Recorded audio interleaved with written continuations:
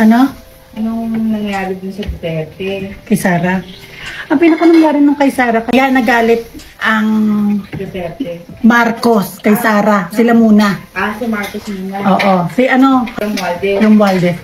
Kasi, nang nagkaroon ng budget ang DepEd na bilyon, kinakatkom nila kay Sara yung bilyon. Si Sara hindi pumayag. Na bakit nyo kukunin? Sila nga si Sardico at saka si Romualdez. 10 billion ata nakuha. Nung hindi siya pumayag, ang ginawa nila Sardico at saka ni Romualdez, nag-declare sila ng 16 billion, tapos kinuha nila yung 10. Yun ang unang away nila. Na alam nilang wala silang mapapala kay Sara. Kaya, siguro nasa isip nila na pag nanalo to sa susunod na eleksyon, sira ang mga natin.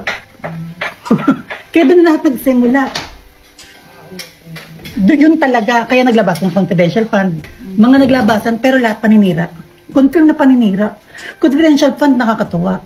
Di ba yung paano ginastos? Ang confidential fund, ibig sabihin ng confidential fund, certificate lang. Ginawa yun ni Ping Lacson at Tito Soto. Kunyari, binigyan kita ng 100,000.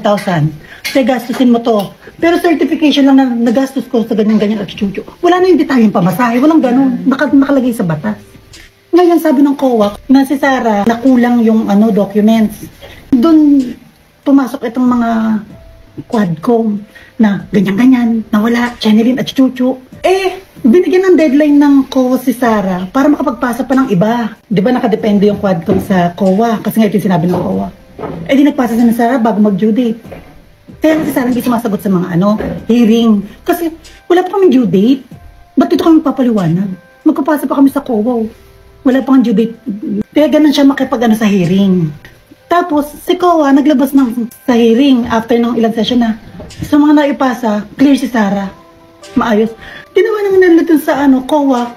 Chayne, baka ganyan kayo, ganyan, hindi yung ginagawa yung trabaho nyo. Chayne, yung COA ngayon nag-ibig. Hindi yung nangyayari. Kaya nga, confidential fund natapos. Clear.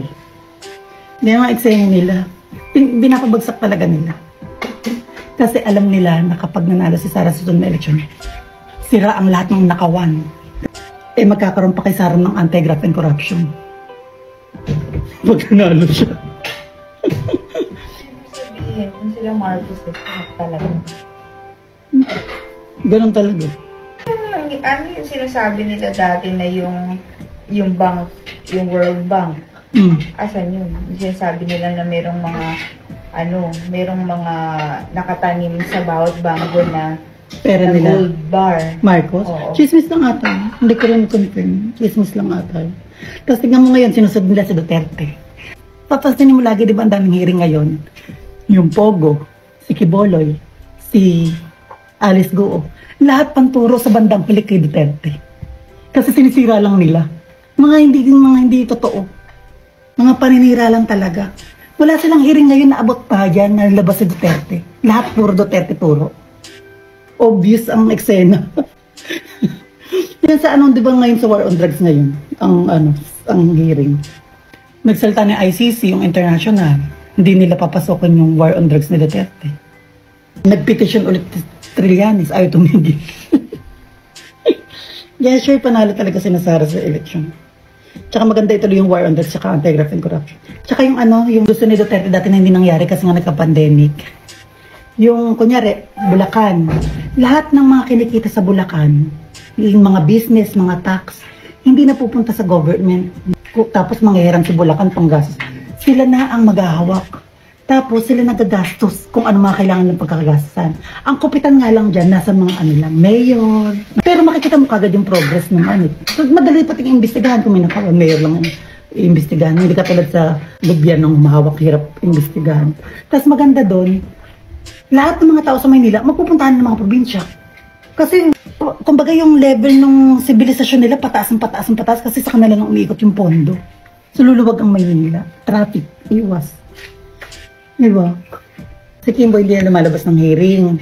Yung congresswoman ng Marikina, yung dating picture, nung nangangampanya pa lang siya, yung mga bababang posisyon pa lang, naka-tricycle siya.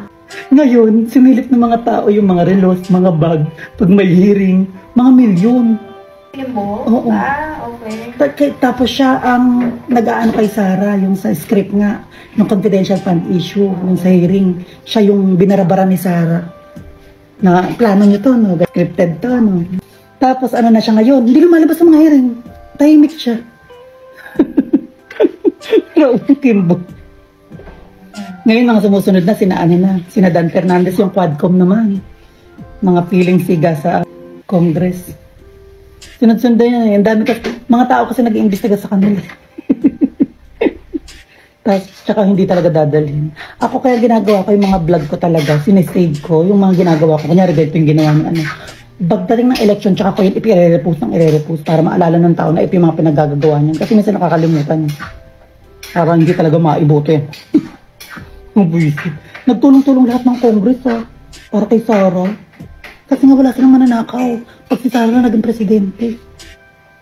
Tama yung sinabi ni Duterte na nasa Congress ang pinakamalaking nakawan. Totoo talaga. Totoo naman talaga. Kasi sila nagbibigyan ng budget eh. Tingnan mo di ba yung hearing ngayon lahat sa Congress at sa Senate kay sa mga Duterte? Yung sa PhilHealth pang bayan yan, hindi pang kay Duterte, pang health ng lahat ng Pilipino.